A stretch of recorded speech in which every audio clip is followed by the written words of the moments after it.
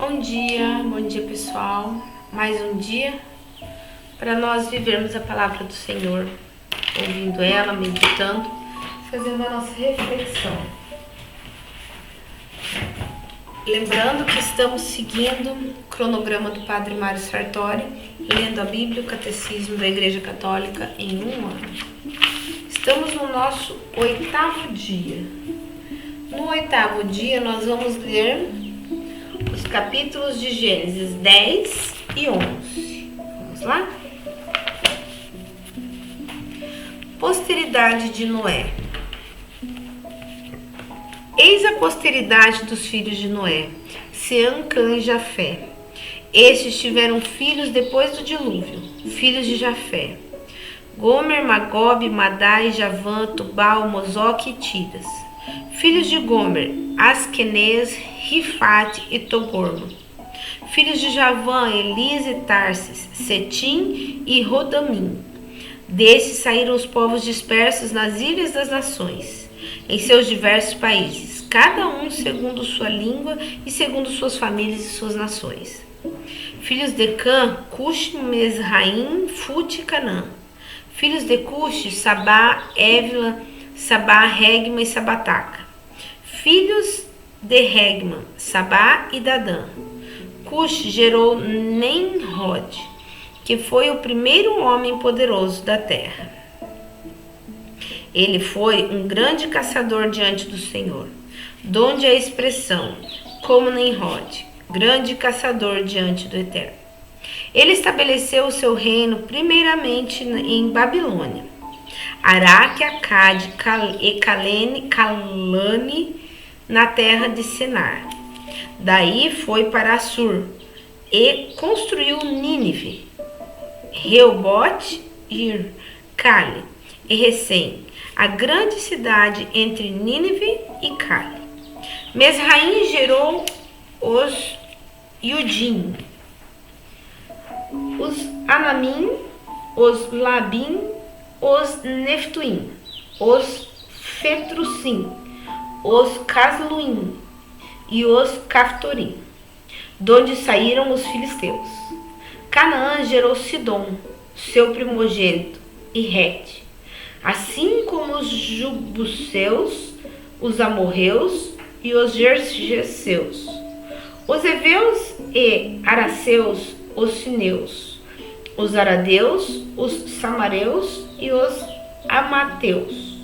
Em seguida, as famílias dos cananeus se dispersaram, e o território dos cananeus era desde Sidom, na direção de Gerara, até Gaza, e na direção de Sodoma, Gomorra, Adama e Seboim, até Lessa. Estes são os filhos de Cã segundo as suas famílias, suas línguas, em seus diversos países e nações. Nasceram também filhos de Sem, pai de todos os filhos de Eber, irmão mais velho de Jafé. Filhos de Sem: Elã, Assur, Arfaxade, Lude e Arã. Filhos de Arã: Rus, Ru, Geter e Mes. Arfaxade gerou Salé, Salé gerou Eber. Eber teve 2 filhos, um se chamava Faleg, porque no seu tempo a terra foi dividida, e outro se chamava Jectã. Jectã gerou Elmodade, Salef, Assarmote, Jaré, Adurã, Uzal, Declara, Ebal, Abimael, Sabá, Ofir, Évila e Jobade. Estes são os filhos de Jetã. A terra que eles habitavam se estendia desde Mesa, na direção de Sefar, até a montanha do Oriente. Estes são os filhos de Sem, segundo suas famílias, segundo suas línguas, em seus diversos países e suas nações. Tais são as famílias dos filhos de Noé, segundo suas gerações e suas nações. É deles que descendem as nações que se espalham sobre a terra depois do dilúvio. A Torre de Babel. Toda a terra tinha uma só língua e servia-se da mesma palavra. Alguns homens, partindo para o Oriente, encontraram na terra de Senar uma planície onde se estabeleceram. E disseram uns aos outros: façamos tijolos e cozamos-os no fogo. Serviram-se de tijolos em vez de pedras, e de betume no lugar de argamassa. Depois disseram: façamos para nós uma cidade e uma torre, cujo cimo atinge os céus. Tornemo-nos assim célebre o nosso nome, para que não sejamos dispersos pela face de toda a terra. Mas o Senhor desceu para ver a cidade e a torre que construíram. Os filhos dos homens, eis que são um só povo, disse ele, e falam uma só língua. E começam assim, nada futuramente os impedirá de executarem todos os seus empreendimentos. Desçamos para lhes confundir linguagem, de sorte que já não se compreendam um ao outro. Foi dali que o Senhor os dispersou, daquele lugar pela face de toda a terra. E cessaram a construção da cidade. Por isso deram-lhe o nome de Babel, porque ali o Senhor confundiu a linguagem de todos os habitantes da terra, e dali o dispersou sobre a face de toda a terra. Eu vou ler aqui, antes da gente continuar, eu parei no versículo 10. Antes da gente continuar, porque depois fala da genealogia de Abraão, eu vou ler essa parte aqui, ó, tá? Que são as letrinhas pequenas, que são as explicações da Bíblia Ave Maria para estudos. Só pra gente entender, porque essa história da Torre de Babel é uma história bem conhecida, né? E só a leitura crua assim às vezes fica meio vago. Vamos lá? A Torre de Babel. Com o relato da Torre de Babel, fica completo o círculo da análise crítica que os sábios de Israel tiveram que fazer da sua própria história. Neste percurso ficam evidentes várias passagens que servem para compreender o passado e a ação do mal nele. O ser humano é a origem de todos os males da história, quando impõe seu egoísmo e o seu próprio interesse sobre os outros. Os ambiciosos associavam-se a outros, formando grupos de poder para excluir, dominar e oprimir. O mesmo povo de Israel atraiçoou sua vocação fundamental para a vida e para sua defesa. As demais nações, especialmente as que cresceram e se tornaram grandes, fizeram às custas dos mais fracos. Agora se questiona, por meio deste relato, o papel das estruturas políticas e religiosas na história. Uma interpretação tradicional e simplista nos ensinou que esta passagem explica a origem da diversidade dos povos. Interpretação tradicional dos povos, história, Passagem política explica a diversidade dos povos. Agora se questiona, por meio deste relato, o papel das estruturas políticas e religiosas na história. Uma interpretação tradicional e simplista nos ensinou que esta passagem explica a origem e diversidade dos povos, culturas e línguas como um castigo de Deus contra os que supostamente falavam uma só língua. Na realidade, o texto é mais profundo do que parece e pode ser de grande atualidade se dele fizermos uma leitura à luz das circunstâncias sócio-históricas em que foi escrito. O texto hebraico não nos diz que o mundo inteiro falava a mesma língua, com as mesmas palavras. Diz literalmente que toda a terra era um único lábio e toda a terra tinha uma só língua. Expressão que resulta para nós um tanto estranha e que os tradutores precisaram verter para as línguas atuais para torná-la compreensível aos leitores, mas deixando de se aperceber da grande denúncia que o texto original propõe e a luz que ele lança sobre a realidade que hoje vivemos em nossos povos e culturas. Em diferentes literaturas do Antigo Oriente, os arqueólogos encontraram textos que contêm essa mesma expressão e cujo sentido é a dominação única imposta por um só senhor, o imperador. Mencionemos só um texto arqueológico extra-bíblico, o Prisma de Tiglat-Falazar, que foi em 1116 até 1090 a.C., que diz: desde o princípio do meu reinado até o meu 5º ano do governo, minha mão conquistou ao todo 42 territórios e seus príncipes, desde a outra margem do rio Zabe inferior, linha de limite, mais além dos bosques das montanhas, até a outra margem do Eufrates, até a terra dos Hititas e o mar do ocidente. Eu os transformei em uma única boca. Tomei reféns e lhes impus tributos. Nota-se que a expressão uma única boca não tem nada a ver com questão do tipo idiomático, mas sim ao aspecto político.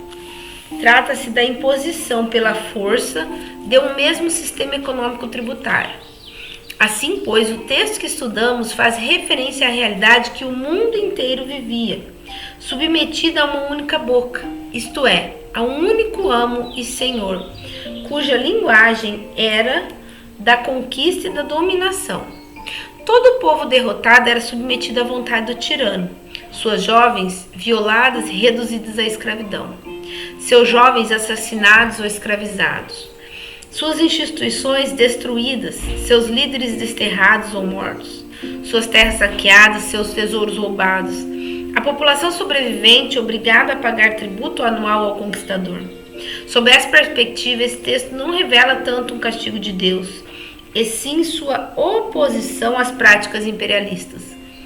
O último patamar das torres, das que os conquistadores construíram como sinal de poder, era destinado à divindade. Era algo parecido com uma câmara nupcial, completamente vazia, na qual a divindade descia para unir-se ao construtor da torre. Não era qualquer construção, era o símbolo do poder do império.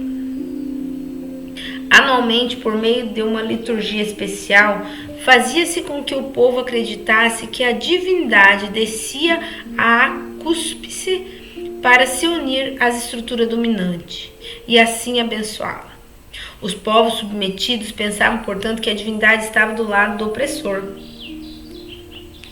Na realidade, tratava-se de uma crença ingênua e alienante, fruto de uma religião vendida ao sistema. Este relato denuncia e corrige essa crença. O Senhor desce do céu não para unir o poder que construiu a torre, mas sim para destruí-la de passagem, para liberar os povos da submissão da escravidão. Não se trata, pois, de um castigo, mas de um ato libertador de Deus. Diante do profundo sentido que a história encerra, o crente de hoje tem a ferramenta adequada para reler criticamente a religiosidade político-religiosa que vive. Faz alguns anos, o mundo vem caminhando para uma espécie de globalização, mas trata-se de um projeto que verdadeiramente beneficia todos os povos por igual.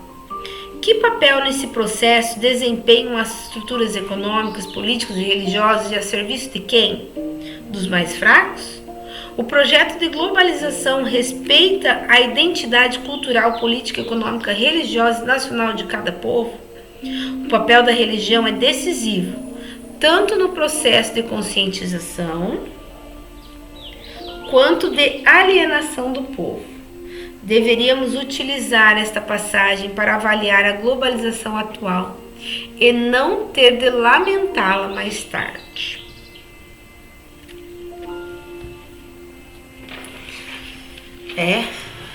Agora faz mais sentido a passagem da Torre de Babel. Vamos dar sequência? Então, continuamos no capítulo 11, agora no versículo 10, genealogia de Abraão.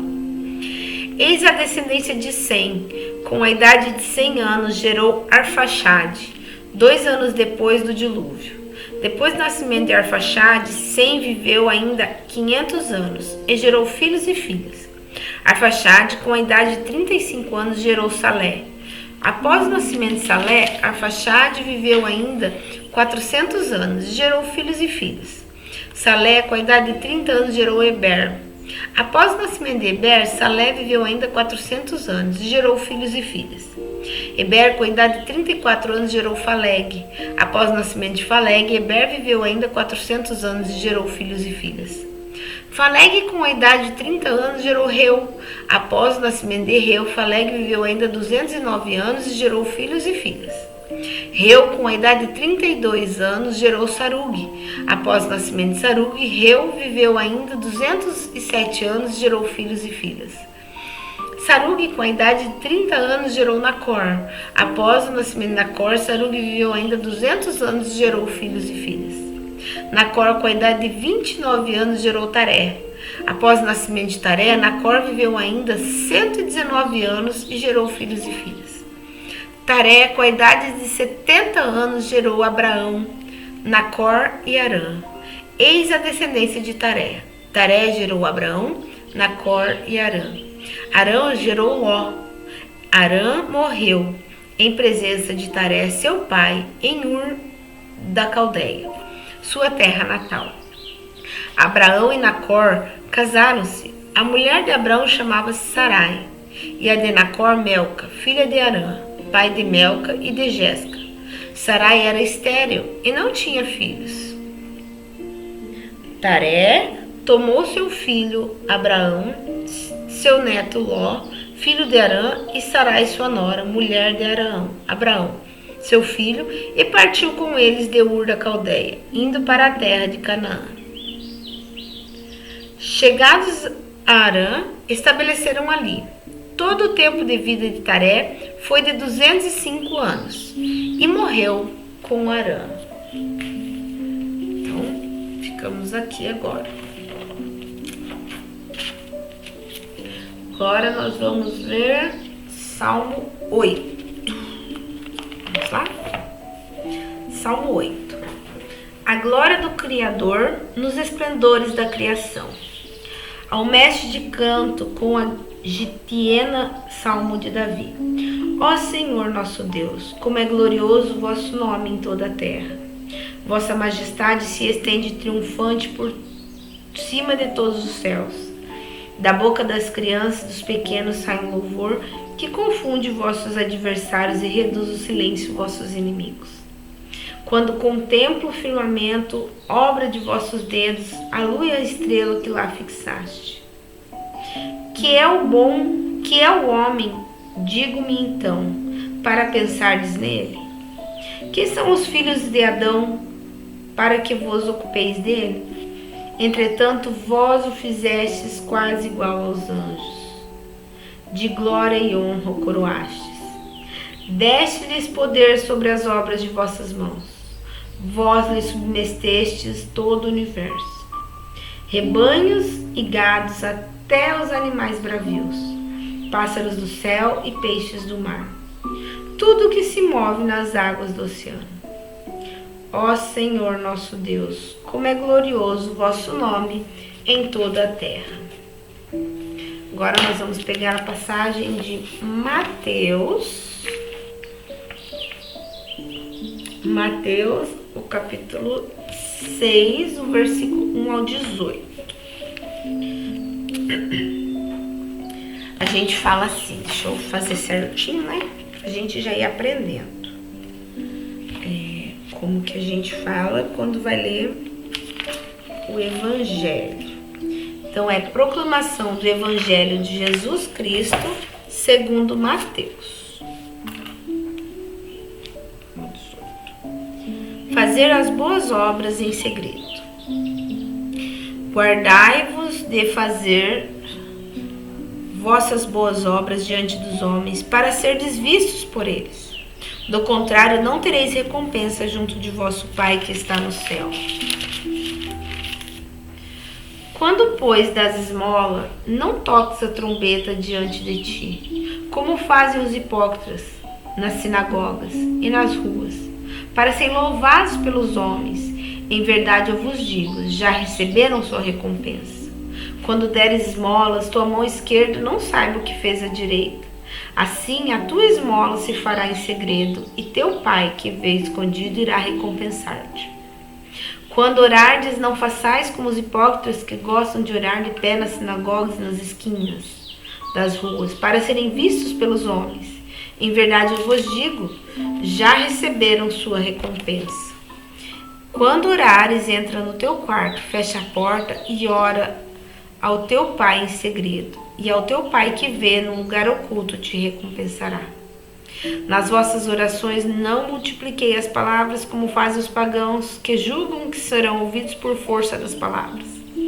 Não os imiteis, porque vosso Pai sabe que vos é necessário, antes que vós lhe peça. Pai nosso, eis que deveis rezar. Pai nosso que estais no céu, santificado seja o vosso nome. Venha a nós o vosso reino. Seja feita a vossa vontade, assim na terra como no céu. O pão nosso de cada dia nos dai hoje. Perdoai as nossas ofensas, assim como nós perdoamos a quem nos tem ofendido. Aos que nos ofenderam. E não os deixeis cair em tentação, mas livrai-nos do mal. Porque se perdoastes aos homens as suas ofensas, vosso Pai Celeste também vos perdoará. Mas se não perdoardes aos homens, tampouco vosso Pai vos perdoará. Quando jejuardes, não tomeis um ar triste como os hipócritas, que mostram um semblante abatido, para manifestar aos homens que jejuam. Em verdade vos digo, já receberam sua recompensa. Quando jejuares, perfuma a tua cabeça e lava o teu rosto. Assim não perecerá aos homens que jejuas, mas somente a teu Pai, que está presente ao oculto. A teu Pai, que vê no lugar oculto, te recompensará. Palavras da salvação, glória a vós, Senhor. Então aqui agora nós vamos para o catecismo dos 50 ao 53. O que diz aqui o catecismo? Aqui. Deus vem ao encontro do homem. Mediante a razão natural, o homem pode, com certeza, conhecer a Deus a partir de suas obras. Existe, porém, outra ordem de conhecimento que o homem de modo algum pode atingir por suas próprias forças: a revelação divina. Por uma decisão totalmente livre, Deus se revela e se doa ao homem. Faz isso revelando seu mistério, seu projeto benevolente, que, desde toda a eternidade, concebeu com Cristo em favor de todos os homens. Revela plenamente seu projeto, enviando seu Filho bem-amado, nosso Senhor Jesus Cristo e Espírito Santo. A revelação de Deus. Deus revela o seu projeto benevolente.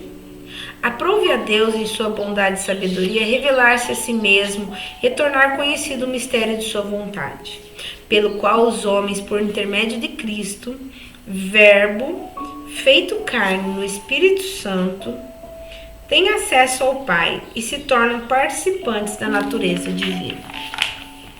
Deus, que habita numa luz inacessível, quer comunicar sua própria vida divina aos homens, criados livremente por eles, para fazer deles, em seu Filho único, filhos adotivos.